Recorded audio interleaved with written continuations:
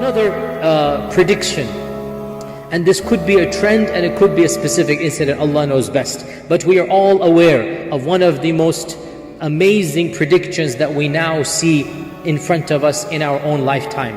And that is the prediction that in the Arabian Peninsula there shall be higher and higher buildings. In the Arabian Peninsula there shall be skyscrapers.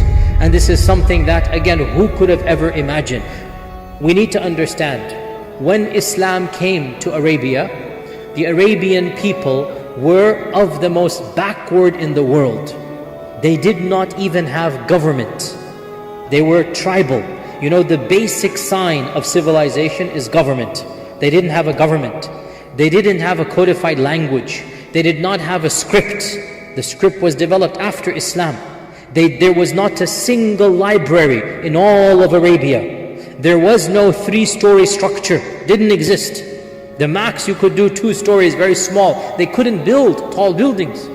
That's why even when they had any type of technology, they're bringing it from outside, because they're not any technological advance. They would import their swords from India. That's why the hadith mentions Indian swords. They would import their armor from Byzantine. They would import their cloth from Yemen. The Arabs did not have that level of civilization that other lands had.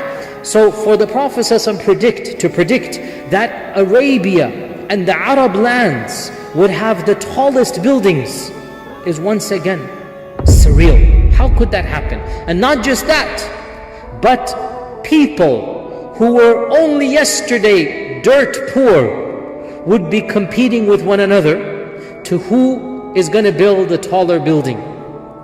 And I don't need to go into explicit detail.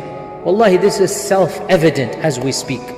These oil-rich families that control that part of the world, their own rulers were born in poverty. Listen to the interviews of the senior princes, those that are still alive. They tell us, look at their YouTube videos, when their own fathers came to power, and back in the 20s and 30s, they weren't rich, there wasn't oil back then. These same princes mentioned they didn't have running water. They didn't have shoes and slippers. They would run around in the sand. And what did our Prophet ﷺ say? You will find barefoot shepherds. Their ancestors were shepherds. They were barefoot. And now that they are the multi-billionaires, what do? What is their pastime? What is their hobby?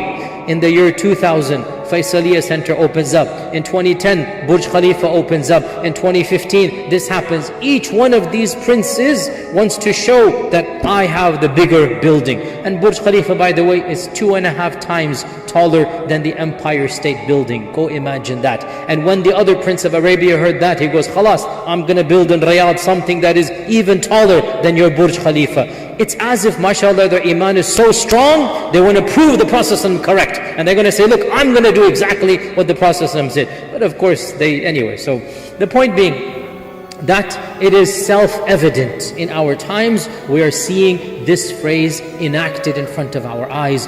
Who could have ever imagined? Who could have ever imagined? 3 or 4, or I forgot now, 5 they keep on changing, of the tallest 10 buildings in the world are in that region. Go figure.